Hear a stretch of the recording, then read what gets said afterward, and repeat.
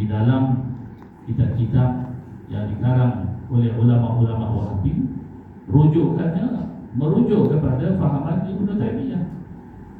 Kalau kita melihat kitab yang dikarang oleh Muhammad bin Abdul Wahhab, the founder of Wahhabi, rujukannya adalah tauhid yang diambil daripada tauhid Ibnu Taimiyah.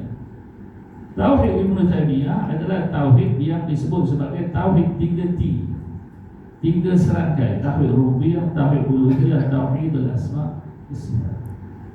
Jadi tauhid rububiyah dan tauhid uluhiyah ini dikenali juga oleh para ulama sebagai tauhid takfir, tauhid yang mengkafirkan orang. Kerana secara ringkas uluhiyah rububiyah ini mengatakan bahawa tauhid yang sebenar itu tauhid yang direct kepada Allah Subhanahu wa taala tanpa melalui perantara. Kalau seseorang itu beribadah ada perantaraan, maka dikategorikan sebagai tauhid rububiyah. Dan tauhid rububiyah itu adalah tauhid Abu Lahab dan Abu Jahal. Orang yang bertauhid rububiyah ini tidak sah imannya, kufur. Dan bukan sekadar kufur, halal darahnya. Ini yang berat itu. Itulah yang menjadikan fahaman Wahabi ini fahaman yang melampau dan ekstrim dan tidak mu'tadil, tidak bersifat moderate, tuan-tuan. Wahabi naik di tanah Hijaz, tuan-tuan, terkorban umat Islam di tanah Hijaz tidak kurang daripada 70 ke 100 ribu orang daripada kalangan para alim ulama ahlu sunnah wal jamaah. Dan orang-orang awam dibunuh dengan kejam oleh gerakan faham Wahabi yang dibantu oleh pihak British Yahudi. Jadi sebenarnya naiknya faham Wahabi ini di atas darah umat Islam kaum ahli sunnah wal jamaah. Dan faham ini begitu ekstrim sehingga muncul gerakan-gerakan seperti Al-Qa'idah yang juga menimbulkan ramai jenayah-jenayah pembunuhan di seluruh dunia. Kemudian muncul lagi ISIS, juga mempunyai jenayah yang maha dahsyat, tuan-tuan. Dan kemudian dah mula mengebak di negara kita ini, tuan-tuan, ya? Saya rasa tuan-tuan ingatkan peristiwa Ulu Tiram, dibunuhnya 2 orang polis di balai polis Ulu Tiram. Siapa pembunuhnya? Itulah Pak Wahab daripada Ulu Tiram.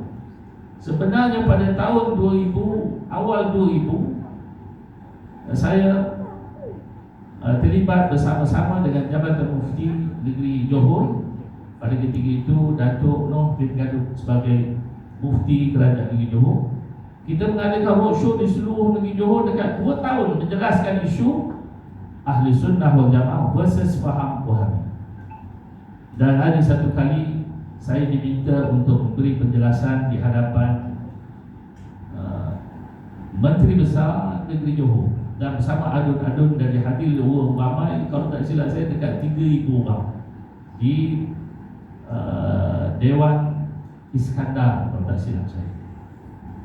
Dan saya tunjukkan dengan slide peta Ulu Tiram di hadapan Menteri Besar. Saya kata, please take care ni, apa Ulu Tiram ni. Ini sarang dia ni. Tapi mungkin tempat itu telah ditutup. Kemudian daripada itu, tetapi mungkin tidak diawasi secara berkala, maka penyakit lama timbul balik. Sehingga akhirnya geng Ulu Tiram membunuh orang. Dan apa, tuan-tuan? Kerana fahaman Wahabi ini, mereka yang berbeza pandangan adalah kufur. Dan bukan sekadar kufur, halal darah untuk ditumpahkan. Ini berat. Contohnya, tuan-tuan, contohlah seseorang itu ziarah kubur. Maka mengikut pendapat faham Wahabi, mereka itu menyembah kubur. Bukan ziarah kubur, menyembah kubur. Saya dengar dengan telinga saya sendiri, satu orang mufti di Malaysia ni, mufti yang mana tu, tuan-tuan, carilah sendiri, keluar bercakap di radio bernama.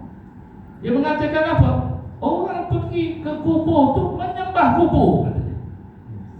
Sehingga mengheret saya, kesabaran saya hilang. Saya telefon Radio Bernama. Saya kata, orang ni baru je aku tangkap di Islam. Bukan aku tangkap, yang tangkap gadis. Macam mana boleh dibenarkan keluar di radio pertama dan mengeluarkan kenyataan-kenyataan yang begini? Saya kata, ziarah menyembah is totally different. Tidak ada orang pergi ke kubur menyembah kubur. Kalau ada yang menyembah kubur tu mungkin ada minta nombor ekor, ada. Ataupun orang kita kata gampang, itu ada menyembah kubur. Tapi pak lepas pergi kubur, tak ada menyembahnya kubur. Orang menyembah kubur ni baru ketuk je tuan. Pergi kubur baca Yasin, baca tahlil dan berdoa kepada si mati. Itu yang dilakukan. Tidak ada orang di Malaysia pergi ke kubur, sujud di kubur. Tak ada tuan. Tapi itulah dia tuan. Jadi saya melihat di dalam kitab-kitab yang ditulis oleh orang-orang Wahabi ini, dia kata man zaral qabra, barang siapa menziarahi kubur, fa asbaha musyrikan, maka jadilah dia musyrik. Dan bukan sekadar musyrik, halal dagangnya dan hartanya dan maruahnya. Ini tuan-tuan. Sebab itu tuan-tuan, salah seorang yang dilatih di Ulu Tiram, siapa nama? Dr. Azhari kalau tak silap saya, dan Nordin Matok, yang diasuh oleh Abu Bakar Bashir daripada Indonesia. Kerana beliau melarikan diri daripada Indonesia ke Malaysia, mau ditangkap oleh Soeharto. Dia lari, akhirnya di Ulu Tiram dan mengasuh orang Malaysia di sana. Sehingga dua orang ini tuan-tuan meletupkan J.W. Marriott di Bali tuan-tuan. Sehingga ke tahap itu tuan-tuan, berani meletupkan bom. Sehingga bila saya pergi ke Indonesia, orang Indonesia menyindir saya. Apa ini orang Malaysia datang di sini mengganggu gugat ketenteraman, diletupnya J.W. Marriott. Ya Pak, betul orang Malaysia, tapi maha gurunya orang sini. Maha gurunya orang Indonesia, yang dilatihnya orang Malaysia. Betul. Jadi tuan-tuan, sidang hadirin hadirat kasih sekalian, ini sebagai bunga-bunga di Malaysia ni. Mati dua orang polis di bunga je tuan-tuan.